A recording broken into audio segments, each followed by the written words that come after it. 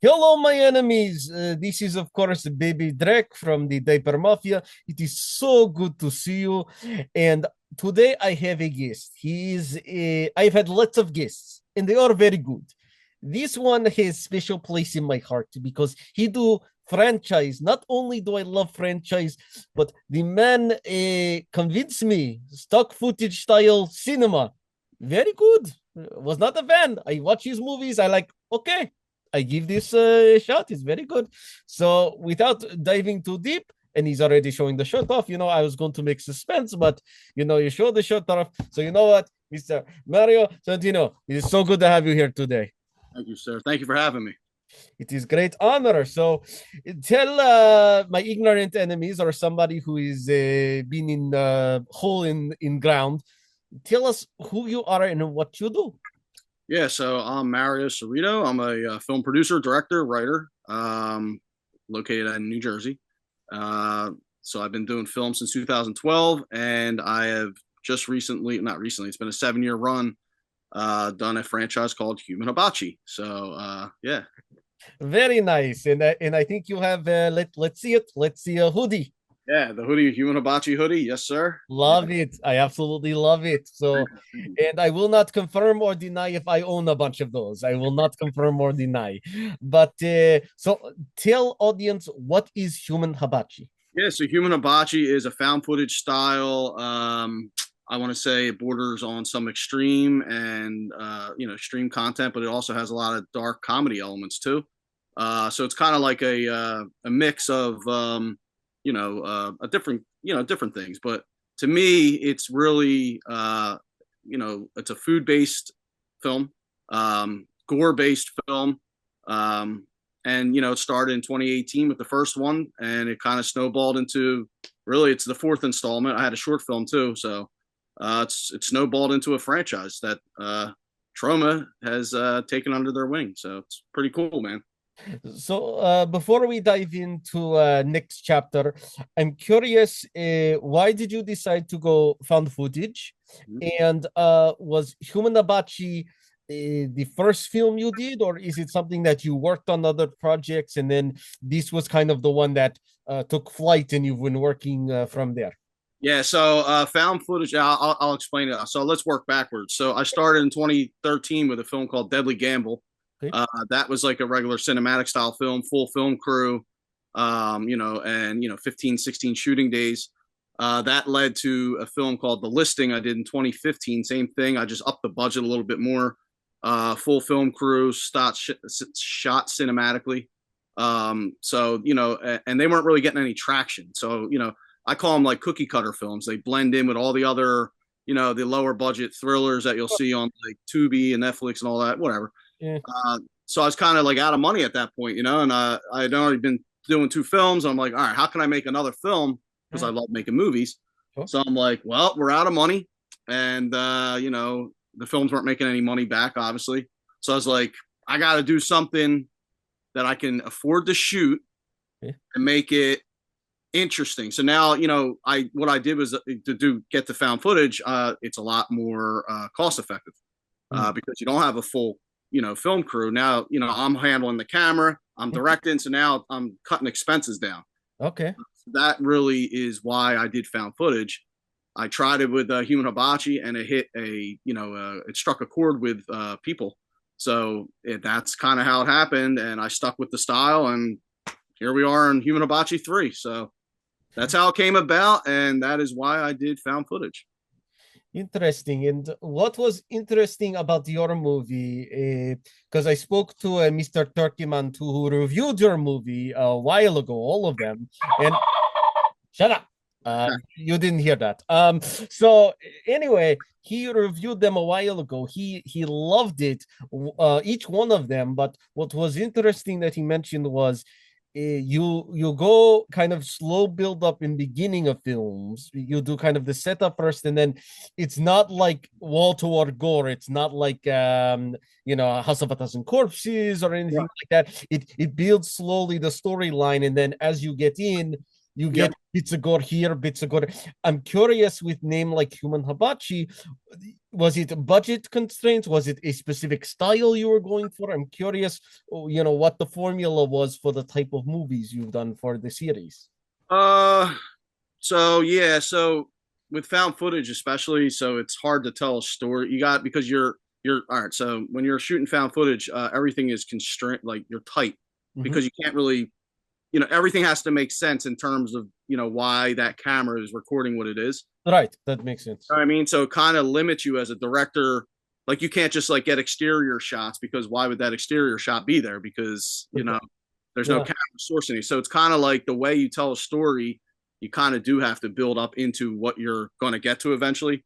yeah. So, the reason I did that in the first one was, especially the second one, you kind of get into the meat and potatoes of things quickly because I already set up the storyline from the first one.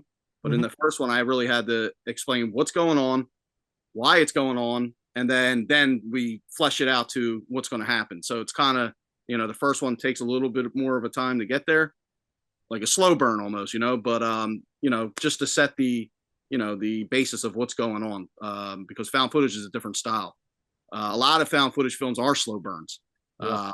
Like Blair Witch, for instance, is like one of the most famous found footage films of all time, Hmm. is a severe slow burn. So, that's just the way I wrote the script and it worked out.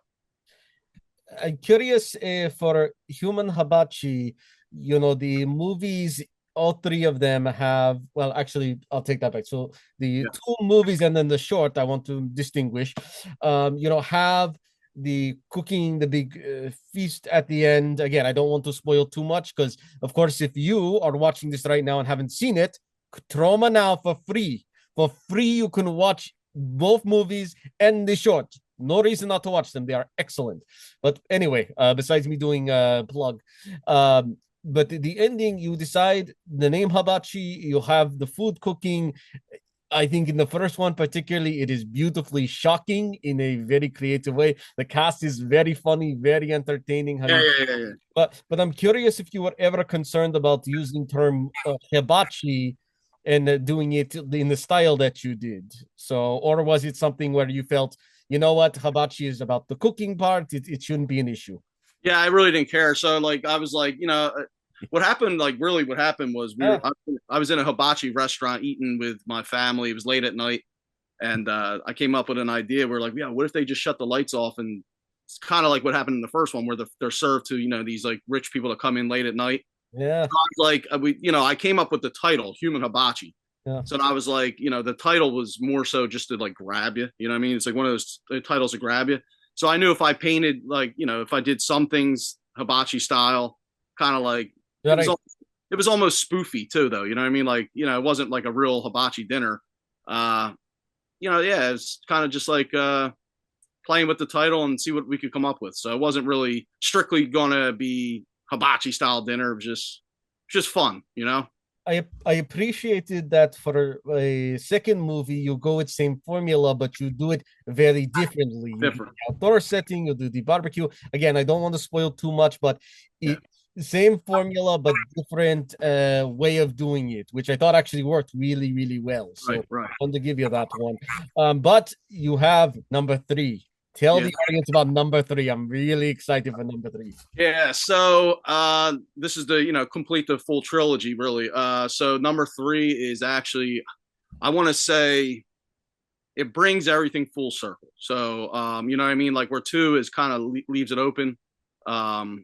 Three really rounds everything out, and it actually even there's probably a bigger twist than people are going to realize at the end. They're going to be like, "Oh, that's what it was." So it's more so really just to round out the trilogy. It's a religious. There's a lot of religious elements in this one, uh, Interesting. Okay. which is yeah, it's something like that I wanted to play with a little bit, just from like things that I see in like the news and all that. Sure. So I put a little, because like the first one's different than the second one, the third one's gonna be different than the second one as well. So it's a different twist on it, but it has a lot of the same elements as the first one and the second. Very nice. So I'm curious, when are you hoping for a third movie to come out? If there's a hope, and I know Just a quick thing for anyone who lives near New Jersey. I know you have promoted movies and won awards at the New Jersey Yeah. Horrorcon. So when are you hoping for a movie to be released? I want to probably like release it or at least premiere it in the fall. You know what I mean? Kind of like have like the limited premiere. I would say we'll be done the movie by like September. Nice. Yeah, Okay. September probably. There's a lot of work in post production, but Sure. September we should probably be ready to premiere. The film, and send it off to. Yeah, we'll try and send it back out to New Jersey HorrorCon and win 4 awards. So this would be Yeah. if this wins, it would be the fourth win. All 3 films previously have won. So we'll see how if we win a fourth award there, and then for the actual like VOD release from Troma and all the other streaming platforms, Sure. probably won't be coming out till 2026 sometime. Really, because it takes a while. After you send it off to them, they have their queue of when they're going to release it too. So Sure. But yeah, what I like also is that you're starting to do the merch, and yeah, yeah, once you have the final movie, you might do a special release of some sort. yeah. So there's lots of great Oh possibilities. yeah. So this year, you've gotten a lot of buzz for number three, which is really, really fantastic. Yeah, man. Yeah, so I'm thinking about, I mean, I know for a fact there's going to be like a DVD release of all the films in one. So Awesome. I signed a deal with like some distributor. I forget the name of them, but they do like where they'll package up like DVDs with all your films in one. So it's going to definitely have that. I'm thinking about personally releasing a Human Hibachi cookbook, which I think would be, Oh, I love this. If you yeah, I will not confirm or deny if I've ever cooked humans, but if you need recipes, you give me a call afterwards. absolutely, yeah, yeah, yeah. So, So it's gonna, yeah. I'm thinking about a human hibachi cookbook with like each character has their own recipe. The recipe's probably gonna be like off the wall, but it's actually be like a good meal. You know what I mean? So I'll develop all that in the future after I get done doing the third film and post production and all. That'll be down the road. no, I'm just imagining one of the recipes being vegan and it being one of the people's recipes, and that's why he was eaten. So, Yep. oh goodness!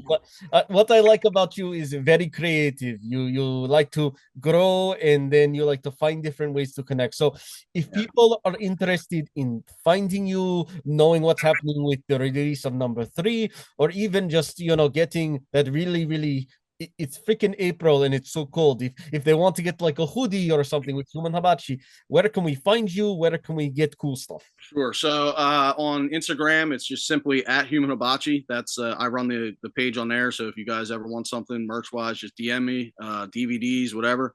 Facebook, it's look up Human Hibachi. It's got a page on there. And then me personally, I'm on Facebook, just Mario Cerrito. So yeah, I'm pretty easy, man.